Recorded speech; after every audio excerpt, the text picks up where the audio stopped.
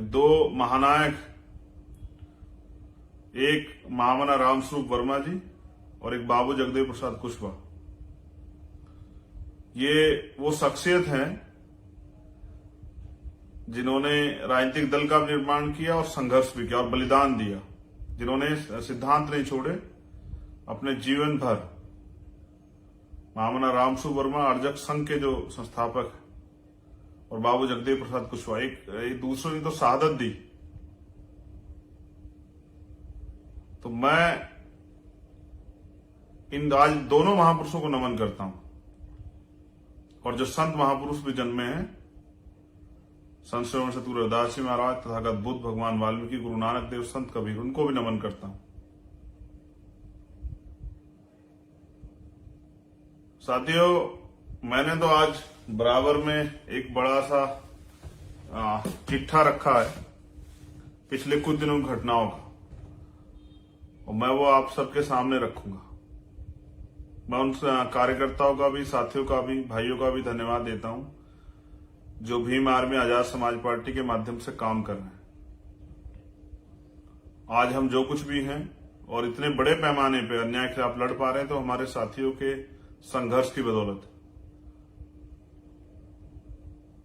व्यक्ति से बड़ा होता है संगठन। मैं एक अनुशासित कार्यकर्ता हूं, इसलिए सब लोगों के ऊपर अंकुश रहे, चाहे मैं हूं या नीचे के लेवल पे। इसलिए हमने अनुशासन समिति बनाई है, इसलिए हम लोगों ने समन्वय समिति बनाई है, इसलिए इन सब पे भी ये सब लोग काम करें निगरानी में। इसलिए हमने मिशन 78 बनाया कि हमारे पढ़े लिखे शिक्षित लोगों की निगरानी में सभी प्रदेश अध्यक्ष और मैं खुद भी काम करूं, क्योंकि व्यक्ति अक्सर जो है ताकत मिलने पे तानाशाह हो जाते हैं। पिछली जो गलतियां हुई हैं उनसे सीख लेके हम लोग काम कर रहे हैं। और भी मैं लगभग देश के बड़े 1/3 हिस्से में जो है लगभग मैं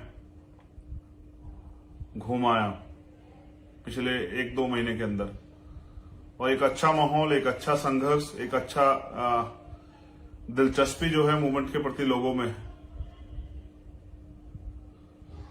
तो अब मैं सभी साथियों निवेदन करूंगा कि मेरी बात पर गौर करें कि हालात क्या है। जैसे अभी शामली की एक घटना है,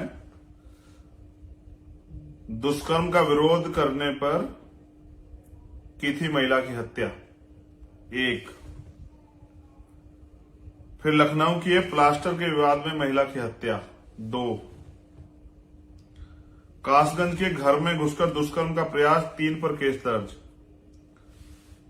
मेरठ सेना के जवान की दुष्कर्म पीड़िता पत्नी इंसाफ न मिलने पर आहत, अस्पताल में भर्ती। कानपुर पुलिस हिरासत में दलित युवक की मौत, पत्नी का आरोप पीट कर मार डाला। मेरठ 4थी मंजिल से कूदी छात्रा, सुभारती यूनिवर्सिटी, जिस बच्ची से मैं वानिया से के परिवार से मिलने भी गया था। मेरठ में मुख बहादुर युवक की पीट कर हत्या, आंख भी फोड़ी। फतेहपुर में पुलिस हिरासत में मौत के बाद हंगामा, 7 पुलिसकर्मियों पर केस। मैनपुरी पेट्रोल डालकर जलाई, दुष्कर्म पीड़ित किशोरी ने तोड़ा दम। औरैया दुष्कर्म के बाद किशोरी की हत्या, सब खेत में पड़ा मिला, गला दुपट्टे से कसा था, शरीर पर चोटों के निशान। महोबा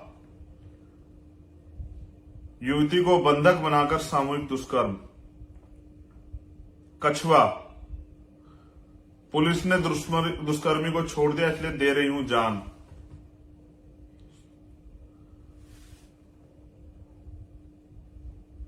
झांसी में दलित छात्रा ने किया आत्मदाह, कोहराम।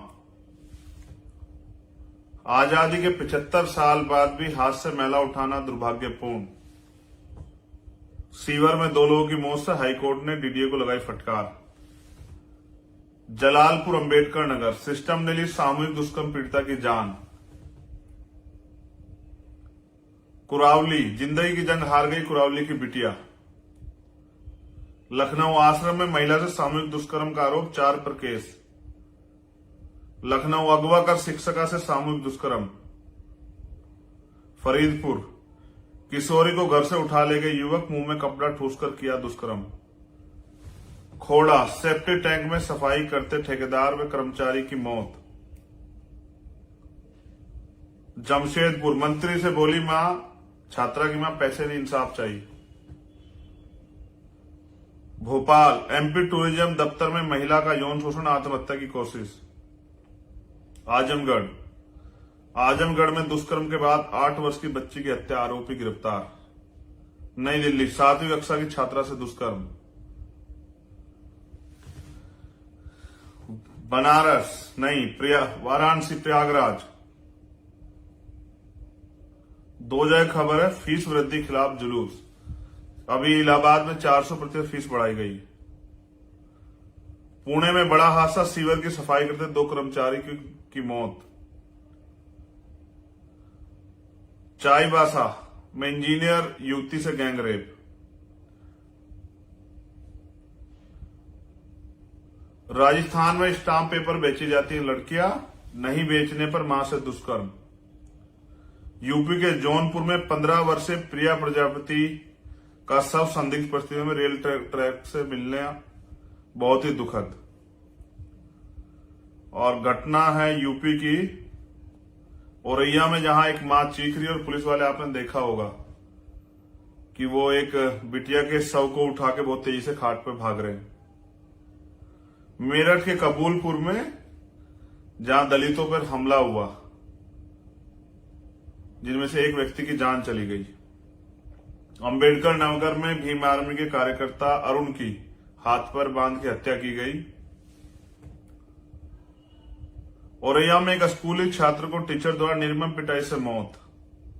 लखीमपुर खीरी में 2 दलित बहनों की दिन दहाड़े हत्या कर पेट पे लटकाया। और एक घटना जिसमें मैं कल जा रहा हूं दमोह की, जहां ट्रिपल मर्डर हुआ।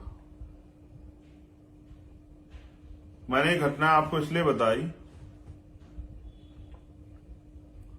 कि आप ये सोचते हैं पूरे देश में आप आंदोलन चला रहे हैं, आप ये सोचते हैं कि मेरे जिले, मेरी गली में नहीं हो रहा है, मेरे गांव में नहीं हो रहा है, मेरे कस्बे में नहीं हो रहा है। लेकिन जब हम समाज को परिवार मानते हैं तो पूरे देश में तो हो रहा है कहीं ना कहीं। और इसमें से जितनी घटनाएं, 99% बेटियां बहुजन समाज की हैं। दलित, पिछड़े, आदिवासी, माइनॉरिटी, जैन, सिख, बौद्ध, पारसी, ईसाई, मुसलमान, इन्हीं की। अभी जितेंद्र मेघवाल, इंद्र मेघवाल, इनके दर्द तो भी, जख्म तो भरे भी नहीं। उसके बाद एक और साथी की वहां पेट से लटका के हत्या की गई थी। और राजस्थान में तो मैं क्या बताऊं आपको कि क्या हाल है। अभी गुजरात में क्या हुआ है आपने देखा, मोरबी में।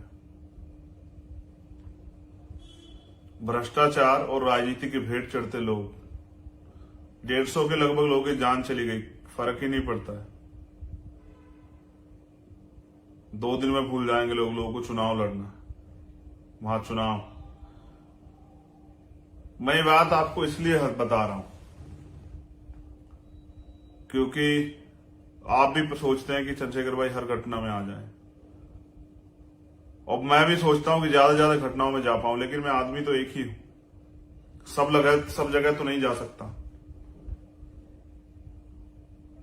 इसलिए आपको अपनी क्षमता बढ़ानी पड़ेगी, आपको अपनी ताकत बढ़ानी पड़ेगी, संगठन को और मजबूत करना पड़ेगा। भीम आर्मी के लोगों को गांव तक, अंतिम गांव तक पहुंचना पड़ेगा, अंतिम गली तक, अंतिम घर तक बहुजन समाज के पहुंचना पड़ेगा। यह न्याय आजाद भारत में खत्म होने के बजाय बढ़ रहा है। मेरा प्रयास रहता मैं सभी घटनाओं में जाऊं, लेकिन मुझ अकेले से सब नहीं होगा। आपको इतना मजबूत संगठन बनाना होगा कि वहां का शासन और प्रशासन सक्रिय रहे। ये एक अच्छी बात कि आज हजारों मुकदमे लिखे जाते हैं। जिन मामलों को गांव में पंचायत करके रफा दफा कर दिया जाता था, आज उनमें मुकदमे दर्ज होकर कार्रवाइयां होती हैं, लोग गिरफ्तार होते हैं, जेल जाते हैं, सजा होती। इसके लिए मैं भीम आर्मी के आजाद समाज पार्टी के साथियों का धन्यवाद करता हूं। लेकिन ये उनको सजा दिलाना या घटनाओं पे जाना ये कोई परमानेंट सोल्यूशन नहीं। परमानेंट सोल्यूशन लोकतंत्र में आपके पास, स्पेशली मध्य प्रदेश और राजस्थान के साथी, वो तमाम साथी जो किन्हीं कारणों से घर बैठे हैं, मैं उनसे भी आग्रह करूंगा कि आप मेरे या वहां किसी भी अध्यक्ष या किसी कार्यकर्ता के लिए काम नहीं कर रहे हैं, आप बाबा साहब के मिशन के लिए काम कर रहे हैं। आपका जब जहां आपका संगठन मजबूत है वहां कमजोर वर्ग के लोगों पर अन्याय अत्याचार कम हो रहे हैं, और अन्याय अत्याचार करने वाले को एहसास हो रहा है कि उसको सरकार भी नहीं बचा पाएगी, प्रशासन भी नहीं बचा पाएगा, पुलिस भी नहीं बचा पाएगी। तो वहां सख्त कार्रवाइयां हो रही है, इसलिए लोगों में डर का माहौल बना है। और जहां आप लोग लापरवाह होकर निष्क्रिय होकर बैठे वहां तो अन्याय बढ़ेगा बढ़ेगा। मैं लगातार, आपको याद है, मैं राजस्थान गया, मध्य प्रदेश लगातार जा रहा हूं, कल फिर मध्य प्रदेश जाऊंगा। लेकिन मैं तो ये कह रहा हूं कि इन सब जगह आप लोगों को अपने पैरों पे खड़ा होना पड़ेगा, और कोई काम नामुमकिन नहीं है। दुनिया में कोई काम ऐसा नहीं जो नामुमकिन हो। अगर आप सच्ची तमन्ना से करो तो रास्ते हजार होते, साहब काशीराम कहते हैं। और उन्होंने कहा मुर्दा लोग मिशन नहीं चलाते और जिंदा लोग रुकने नहीं देते। तो आप तो जिंदा लोग हो, आपके अंदर बल है, आपके अंदर क्रांति की ज्वाला है, आपके अंदर संघर्ष करने का मादा है। अगर आज आप अपना कैरियर छोड़ के मिशन मूवमेंट का काम कर रहे हैं, और कोई करे ना करे, जो लोग नहीं जानते उनके लिए नहीं कह रहा हूं, लोग जो जानते हैं कि ये सब चीज दांव पे लगा के काम कर रहे हैं, ना अपना दिन देखते हैं, ना रात देखते हैं, ना घर देखते, परिवार देखते हैं, ना जेल देखते हैं, ना मुकदमे देखते हैं। आसान है घर पे बैठ के बात करना। हर मां चाहती है भगत सिंह और चंद्रशेखर आजाद पैदा हो, लेकिन हो पड़ोसी क्या कि उनको शहादत देनी। तो मैं इसलिए आपसे अपील कर रहा हूं, मैं तो आपके कार्य का सम्मान करता हूं दिल से। मैं दो चीजें आपसे आज कह रहा हूं। पहली, ज्यादा से ज्यादा भी हमारे पाठशालाएं खोलिए, और जब वो मेरे पास उनकी जानकारी आएगी तो मैं उनको ट्वीट करूंगा, उनको फेसबुक से वो करूंगा, और मैं आपका धन्यवाद करूंगा कि आप एक अच्छे काम को अंजाम दे रहे हैं। फिर मैं दूसरी बात इसी कड़ी में आपसे कह रहा हूं कि जो लोग काम कर रहे हैं उनको महापुरुषों को पढ़ने की जरूरत है, ना कि उनको दिया बत्ती करने की, उनके पीछे चलने की। उनको जरूरत है उनकी विचारधारा को समझने की और समझ के उसको आगे बढ़ाने की। जब तक आप उनको पढ़ोगे नहीं तब तक आप कैसे जान लो कितने 2 लाइन बोल दी किसी महापुरुष के बारे में। जब तक आप बाबू जगदेव प्रसाद कुशवाहा को, मामना रामसु वर्मा को नहीं पढ़ोगे, अर्जक संघ को नहीं पढ़ोगे, आपको क्या पता क्या है। कोई 2 अच्छी लाइन बता देगा, आपको पसंद आ गई, बोलने में अच्छी है, सुनने में अच्छे, लोग तालियां बजा देंगे, विरोधी गालियां दे देंगे, इससे हमारा काम आगे नहीं बढ़ेगा। अगर आपको आज के परिप्रेक्ष्य में राजनीति करनी है, सामाजिक आंदोलन चलाना है, तो आपको ताकतवर बनना पड़ेगा, ज्ञानशील बनना पड़ेगा, ज्ञानवान बनना पड़ेगा, इसलिए आपको पढ़ना पड़ेगा। इसलिए मैं अपने सभी साथियों से अपील करता हूं कि जहां कैडर कार्यक्रम चल रहे हैं वहां वो शामिल हो और कैडर लें ज्यादा से ज्यादा, और फिर वो घर पे भी रहते महापुरुषों को पढ़ें। पढ़ने के लिए प्यारेलाल यादव, पढ़ने के लिए मान्यवर काशीराम है, पढ़ने के लिए छत्रपति साहू जी महाराज है, पढ़ने के लिए महात्मा ज्योतिबा फूले हैं, बाबा साहब अम्बेडकर, पढ़ने के लिए पेरियर रामास्वामी नायकर, पढ़ने के लिए संतराम बीए प्रजापति हैं। बहुत लोग हैं पढ़ने के लिए, अगर आप पढ़ना चाहो। और एक से एक वीरांगनाएं पढ़ने के लिए, माएं हमारी जो हैं उनको भी नमन। अगर आप पढ़ना चाहो, अगर सीखना चाहो, अगर आप वास्तविकता में समाज सेवा के उद्देश्य से, राजनीति और समाज सेवा के उद्देश्य से महापुरुषों को कर्ज उतारने के लिए मिशन का काम कर रहे हैं, तो फिर आपको योद्धा बनना पड़ेगा। क्योंकि जब मैदान सजेगा तो भेड़ बकरियां नहीं लड़ेंगी, योद्धा लड़ेंगे। और योद्धा आदमी जो है आज लोकतंत्र में और संविधान के युग में वो पढ़ लिख के बन रहा है।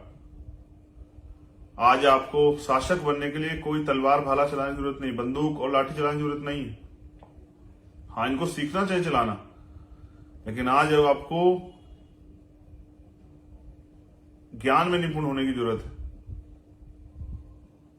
आज आपको राजनीति कैसे होती है समझने की जरूरत है, व्यवहार की जरूरत है। मैं आपसे यह भी अपील करूंगा कि नौजवान साथी किसी भी धार्मिक युद्ध में ना फंसे। कॉन्स्टिट्यूशन का आर्टिकल 25-26 धार्मिक आजादी देता है। हम किसी की आलोचना करके आगे नहीं बढ़ सकते हैं, हम किसी को बुरा कह के आगे नहीं बढ़ सकते हैं, हम किसी का अपमान करके आगे नहीं बढ़ सकते हैं। हम तर्क करें तो अपने समाज को सुधारने के लिए, हम अंधविश्वास पाखंडवाद के खिलाफ आंदोलन चलाएं तो अपने लोगों को सही रास्ते पर लाने के लिए। कभी कभी मैं देखता हूं हमारे साथी फेसबुक पे या तमाम ट्विटर अकाउंट्स पे उल्टा सीधा लिखते रहते हैं लोगों की पढ़ी पढ़ाई बातों में आके। उससे बताइए आपका कौन सा आंदोलन आगे बढ़ रहा है? क्या भीम आर्मी आगे बढ़ रही है, सामाजिक सेवा आगे बढ़ रही है, या फिर आजाद समाज पार्टी आगे बढ़ रही है? तो मैं विशेष अपील करता हूं अपने साथियों से, सोशल मीडिया दो-धारी तलवार है, इससे बचें। ज्ञान, तर्क और जो महापुरुषों ने बातें की वही लिखें, किसी धार्मिक उस पर टीका टिप्पणी ना करें। हमें एक मजबूत लड़ाई लड़नी है, और जब सभी धर्मों का आजादी है तो सबको अपने धर्म को मानने के अधिकार है। जो लोग इस देश में अभी भी गुलामी का जीवन जी रहे हैं वो क्या धार्मिक को बनाएंगे?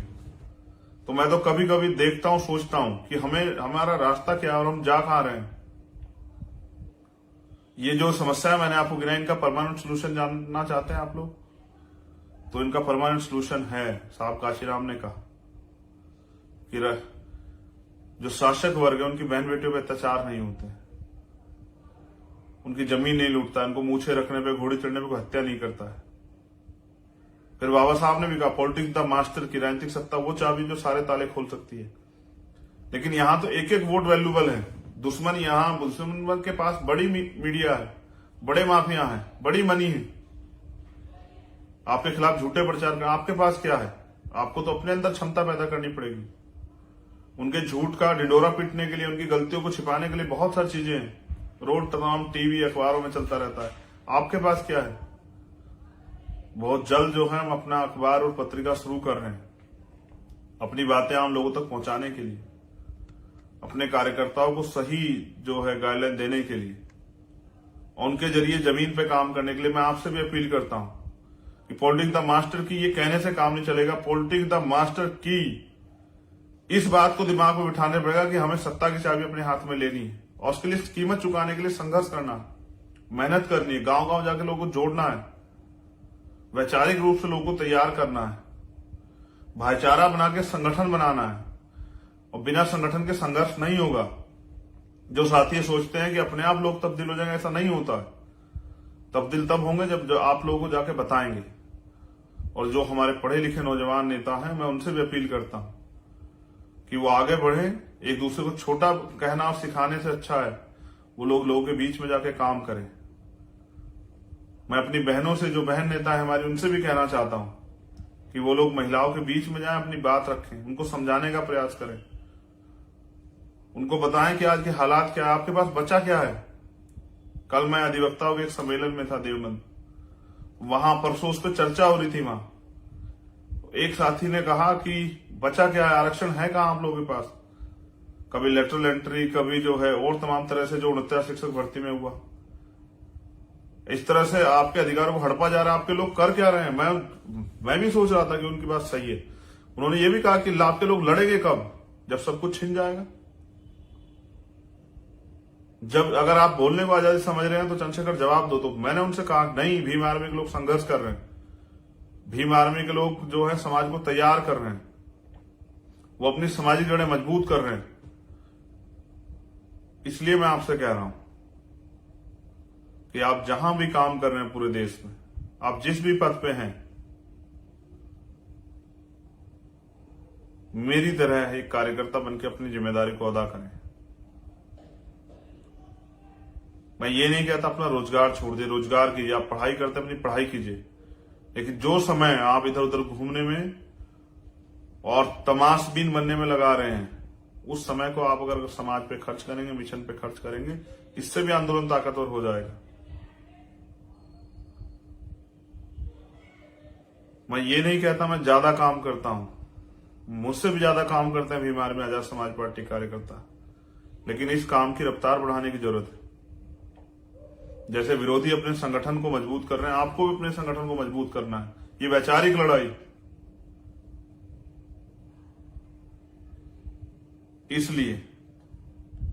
इसलिए मैं आपसे अपील कर रहा हूं, जो लोग काम कर रहे हैं, जो लोग नहीं कर रहे हैं उनको तो साथ जोड़ लो समझा के, लेकिन जो लोग कर रहे हैं वो तेजी से काम करो। वो आपसी टकराव, आपसी मतभेद, आपसी मनमुटाव में मत पड़ो। जब मेरे जैसा व्यक्ति गांव से उठकर यहां आपके साथ आ सकता है, एक पहचान बना सकता है, तो आप भी बना सकते हैं, आप भी आगे बढ़ सकते हैं, आप भी अपने अंदर क्षमता और ज्ञान पैदा करके समाज का विश्वास और दिल जीत सकते हैं।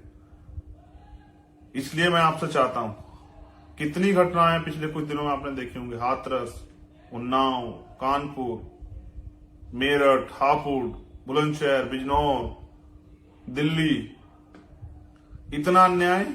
लेकिन इसके बाद भी कुछ लोग ये सोच रहे हैं कि मेरी बहन के साथ थोड़ा ही हुआ है। तो मैं तो इसलिए आपसे कह रहा हूं कि हम तो समाज को, जो लोग परिवार मानते हैं, मिशन चला रहे हैं, उन लोगों को तो समझना चाहिए कि इस अन्याय को रोकने का सबसे बड़ा अच्छा तरीका यही है कि हम लोग लोकतंत्र में जो अवसर है उसको ना चूकें। इसलिए मैं आपसे अपील करता हूं, जो लोग जिस डेजिग्नेशन पे, जिस पद पे हैं, कोई कार्यकर्ता है, कोई पदाधिकारी, सबसे कह रहा हूं कि आपकी सबकी जिम्मेदारी गांव गांव जाके समाज को तैयार करें। आज के संघर्ष और परिस्थिति के बारे में बताएं कि हालात क्या होगी। आज जिस तरह से सरकार निजीकरण कर रही है, सारे सरकार सिस्टम को बेच रही है, जिस तरह से ईवीएम का दुरुपयोग कर रही है, जिस तरह कोलोजम सिस्टम के हमारे जो है सुप्रीम कोर्ट, हाई कोर्ट से हमें न्याय नहीं मिल रहा है,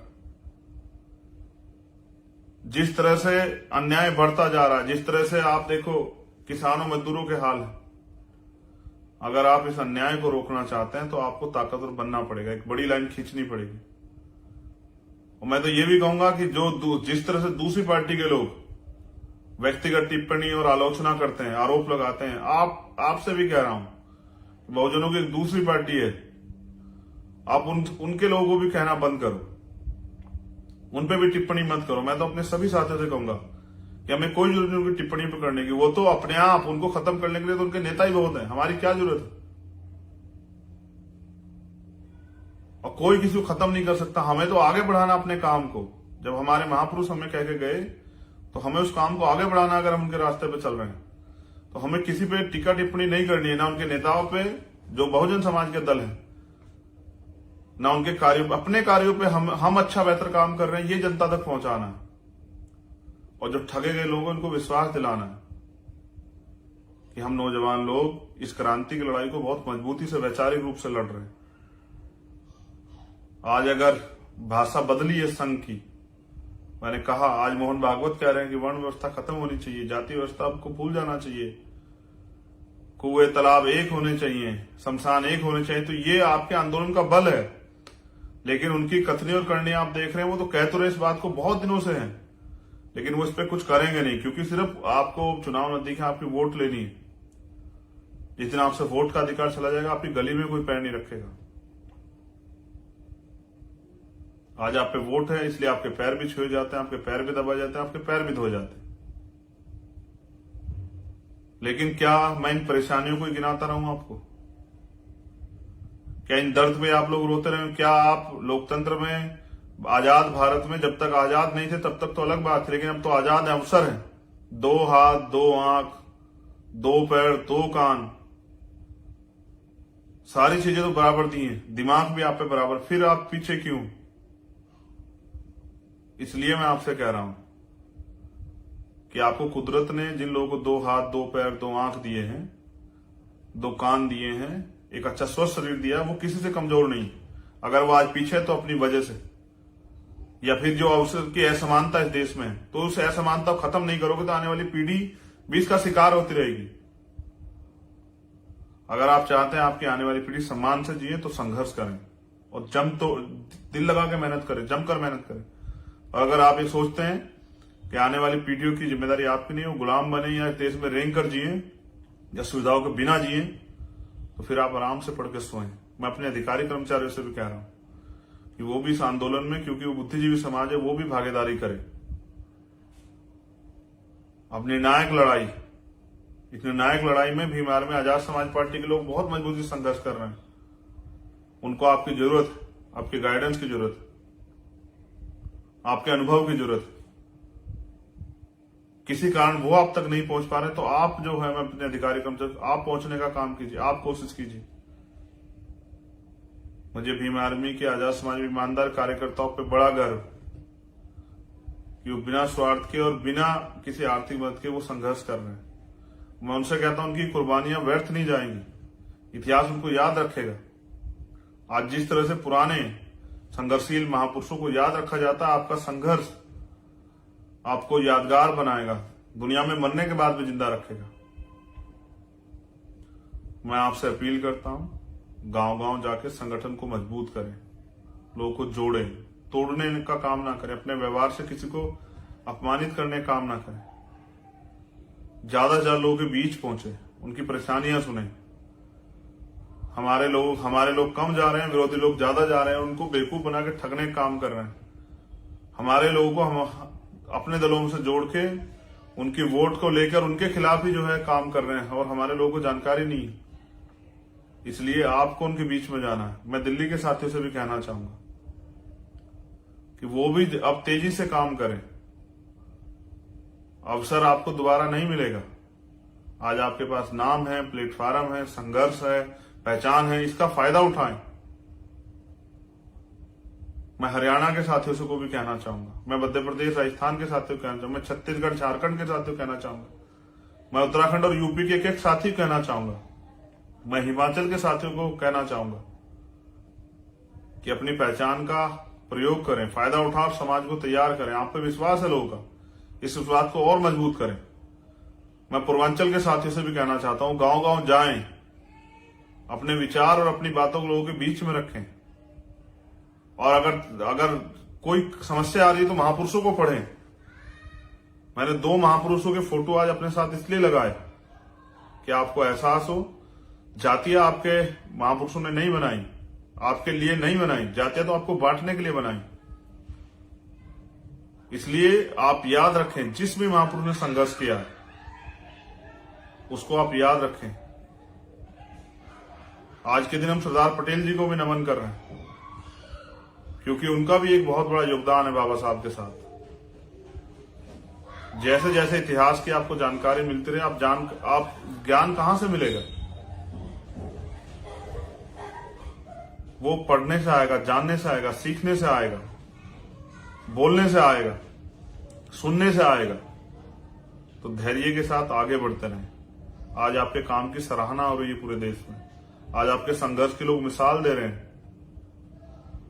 जो कुछ साथी स्वार्थ के साथ काम कर रहे हैं, उनसे अलग जो लोग निस्वार्थ भाव से काम कर रहे हैं, उनसे भी मेरी अपील। जो साथी किन्हीं कारण घर बैठे, उनसे मेरी अपील।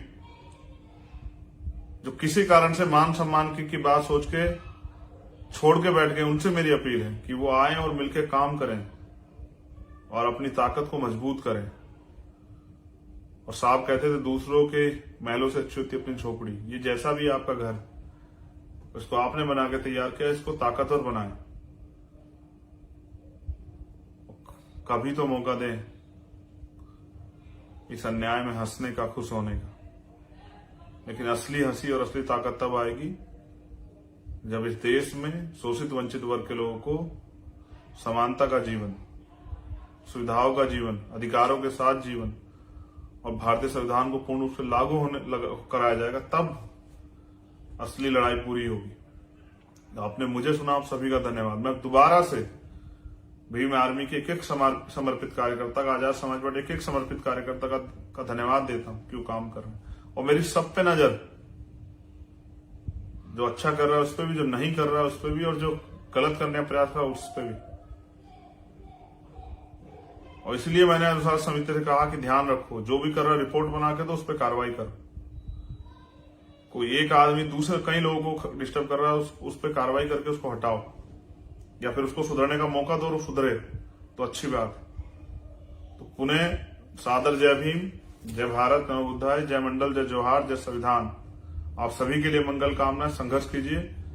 कल मध्य प्रदेश में उस परिवार के आंसू पूछने जा रहा हूं जिस परिवार के 3 लोगों की जान चली गई है, वो इस दुनिया में नहीं। और मोरबी के भी में जो गुजरात में हुआ, उनको भी जो है आदरांजलि भेंट करता हूं। कितने ही तो बच्चे थे, ये धर्म के निवाले बन गए। धर्म इंसानों के लिए, इंसान धर्म के लिए नहीं। लोगों को राजनीति करने का मौका मिलेगा, लेकिन आपको जिनके बच्चे चले गए उनके आंसू कौन पूछे? कोई लौटा देगा क्या? जिनके पिता चले गए, जिनकी माएं चली गई, कहां से लेके आएंगे? तो इस अंधविश्वास, पाखंडवाद से बच के अपने अधिकारों का प्रयोग करके आगे बढ़ते रहिए। जय अर्जक, जय मंडल, जय भीम, जय जोहार। भीम आर्मी जिंदाबाद, आजाद समाज पार्टी जिंदाबाद।